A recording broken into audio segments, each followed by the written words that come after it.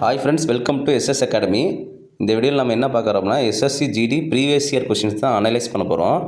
இது எப்போ நடந்த எக்ஸாம்னா 17ஆம் தேதி பிப்ரவரி மாதம் 2024 ஷிஃப்ட் 3ல் நடந்த ஒரு 10 ஜென்ரல் நாலேஜ் டாபிக் கொஷின்ஸ் தான் எடுத்து வந்திருக்கேன். ஆல்ரெடி நம்ம யூடியூப் சேனலில் 11 பார்ட்டு அப்லோட் பண்ணிட்டோம். இது வந்து 12வது பார்ட்டு. இதுவரையும் வீடியோ பார்க்காதவங்க நம்ம யூடியூப் சேனலில் வீடியோஸ் பிளேலிஸ்ட்டில் இருக்கும் எஸ்எஸ்சி ஜிடி ப்ரீவியஸ் இயர் கொஷின்ஸ்னு. அதை போய் வரிசையாக பாருங்கள். அப்போ தான் உங்களுக்கு வந்து எங்கேருந்து கொஷின் வருது, எப்படி கொஷின் கேட்குறாங்க அப்படின்னு ஒரு ஐடியா கிடைக்கும். ஸோ யூஸ் பண்ணிக்கோங்க. இப்போ நம்ம வீடியோக்குள்ளே போகலாம். ஃபஸ்ட்டு கொஷினு, சத்ரியா என்னும் நடனம் எந்த மாநிலத்துடன் தொடர்புடையது? டான்சர்ஸ்லேருந்து நம்ம வந்து ஆல்ரெடி 11 வீடியோ பார்த்துருக்கோன்னு சொன்னோம்னா, டான்சர்ஸ்லேருந்து கன்ஃபார்ம் ஒரு கொஷின் எல்லா செட்லேயுமே கேட்டிருக்காங்க. ஸோ டான்சர்ஸ் வந்து ரொம்ப முக்கியமாக இருந்திருக்கு. இப்போ என்ன கொடுத்துருக்காங்க, சத்ரியா என்னும் நடனம் எந்த மாநிலத்துடன் தொடர்புடையது அப்படின்னு கேட்டிருக்காங்க. ஸோ இதுக்கு ஆன்சர் என்னென்னா ஆப்ஷன் சி, அஸ்ஸாம் மாநிலத்தில் தான் இந்த சத்ரியாங்கிற நடனம் வந்து உருவாகியிருக்கும். அடுத்தது செகண்ட் கொஷின், எந்த கால்பந்து அணி இந்தியாவில் நீண்ட வரலாற்றை கொண்டுள்ளது? அதாவது ஒன்றும் இல்லை, ஃபுட்பால் கிளப்ஸ் இருக்குல்ல, அதில் வந்து எது இந்தியாவில் அதிக வரலாறு இருக்குது அப்படிங்கிறது கொஷினு. இதுக்கு என்ன ஆன்சர்னா option A, Sarada FC. Sarada football club தான் இந்தியாவில் அதிக காலமாக இருக்கும் அப்படிங்கிறது தான் இதுக்கு ஆன்சர். அடுத்தது தேர்ட் கொஷினு, உயிரி தொழில்நுட்பம் என்ற துறை கீழ்காணும் எந்த 5 ஆண்டு திட்டத்தின் மூலம் கொண்டு வரப்பட்டது? ஸோ இந்த 5 இயர் பிளான்ஸ்லேருந்தும் அதிகமாக கொஷின் கேட்டிருக்காங்க. இதுக்கு முன்னாடி வீடியோ பார்த்தீங்கன்னா தெரியும், இந்த 5 இயர் பிளான்ஸ்லேயும் அதிகமாக கொஷின் வருது. ஸோ இந்த கொஷின் என்னென்னா, பயோடெக்னாலஜி இண்டஸ்ட்ரியை வந்து ஃபஸ்ட்டு எந்த 5 இயர் பிளானில் வந்து இம்ப்ளிமெண்ட் பண்ணாங்க அப்படிங்கிறது தான் கொஷினு. இதுக்கு ஆன்சர் என்னென்னா ஆப்ஷன் சி, 7வது 7th 5 இயர் பிளானில் தான் இந்த பயோடெக்னாலஜி இண்டஸ்ட்ரியை பற்றி தெரியப்படுத்தினாங்க.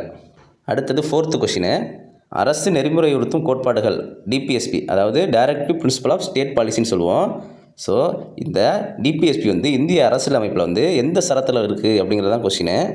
இதுக்கு ஆன்சர் என்னென்னா ஆப்ஷன் பி, ஆர்டிக்கல் 36லேருந்து 51, சரத்து 36லேருந்து 51 வரையும் இந்திய அரசியல் அமைப்பில் டிபிஎஸ்பி பற்றி சொல்லியிருப்பாங்க. அடுத்தது 5th கொஷினு, கிரிப்ஸ் தூதுக்குழு இந்தியா வந்தடைந்த ஆண்டு என்ன? ஸோ ஐஎன்எம்லேருந்து கொஷின் வந்திருக்கு. இதுக்கு ஆன்சர் என்னென்னா ஆப்ஷன் ஏ, 1942 தான் கிரிப்ஸ் தூதுக்குழு இந்தியா வந்திருக்கும். அடுத்தது 6வது கொஷினு, மக்கள் தொகை கணக்கெடுப்பு 2011 படி எந்த மாநிலத்தில் ஆண்கள் மற்றும் பெண்களுக்கு இடையிலான கல்வியறிவு வீதம் குறைவாக உள்ளது? ஸோ நல்லா பார்த்துக்கோங்க, டிஃப்ரென்ஸ் தான் கேட்குறாங்க. மேலுக்கும் ஃபீமேலுக்கும் இடையில் உள்ள டிஃப்ரென்ஸில் எந்த மாநிலத்தில் கம்மியாக இருக்குது அப்படிங்கிறது கேட்குறாங்க. இதுக்கு ஆன்சர் என்னென்னா ஆப்ஷன் டி, கேரளா. ஸோ கேரளாவில் தான் பாய்ஸும் கேர்ள்ஸும் ஈக்குவலாக படிக்கிறாங்க அப்படின்னு இதை எடுத்துக்கலாம் நம்ம. அடுத்தது 7th கொஷினு, 2021ஆம் ஆண்டு பத்மபூஷன் விருது பெற்ற பாடகர் யார்? ஸோ இந்த கொஷினுக்கு ஆன்சர் என்னென்னா ஆப்ஷன் பி, கேஎஸ் சித்ராமா. ஸோ சித்ராமா நம்மளுக்கு நல்லா தெரியும், இவங்களுக்கு தான் 2021ஆம் ஆண்டு பத்மபூஷன் விருது கொடுத்துருப்பாங்க. அடுத்தது 8வது கேள்வி, கீழ்காண்பவைகளுள் தீபகற்ப பீடபூமியிலிருந்து உருவாகாத நதி எது? உருவாகாத நதின்னு கேட்டிருக்காங்க. இதுக்கு ஆன்சர் என்னென்னா ஆப்ஷன் பி, கந்தக் நதி. ஸோ இந்த கந்தக் நதி வந்து ஹிமாலயஸில் தான் உருவாகும். அடுத்தது 9வது கேள்வி, 2024ஆம் ஆண்டு யூபிஎஸ்சி அமைப்பின் தலைவராக நியமனம் செய்யப்பட்டவர் யார்? யூபிஎஸ்சினா என்னது? Union public service commission. So UPSC அமைப்பின் தலைவராக 2024 யார் நியமனம் செய்யப்பட்டிருப்பாங்கன்னா ஆப்ஷன் டி, பிரீத்தி சுதன். இவங்க தான் யூபிஎஸ்சியோட ஹெட்டாக இருப்பாங்க.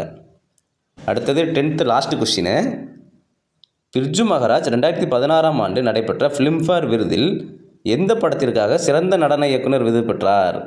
அதாவது பிர்ஜு மகாராஜுங்கிறவர் வந்து ஒரு கொரியோகிராஃபர். இவர் வந்து 2016ஆம் ஆண்டில் ஃபிலிம்ஃபேர் அவார்டு வாங்கியிருப்பாங்க. ஸோ எந்த படத்துக்காக வாங்கியிருக்காங்க அப்படிங்கிறது தான் கொஷின். இதுக்கு ஆன்சர் என்னென்னா ஆப்ஷன் டி, பாஜிராவ் மஸ்தானி. இந்த படத்துக்கு தான் இவர் ஃபிலிம்ஃபேர் அவார்டு வாங்கியிருப்பார் கொரியோகிராஃபிக்கு. ஸோ ஓகே ஃப்ரெண்ட்ஸ், நம்ம 10 கொஷின் பார்த்துட்டோம். ஸோ கண்டினியூஸாக வீடியோஸை பாருங்கள், நல்லா படிங்க. Okay friends, all the best, thank you.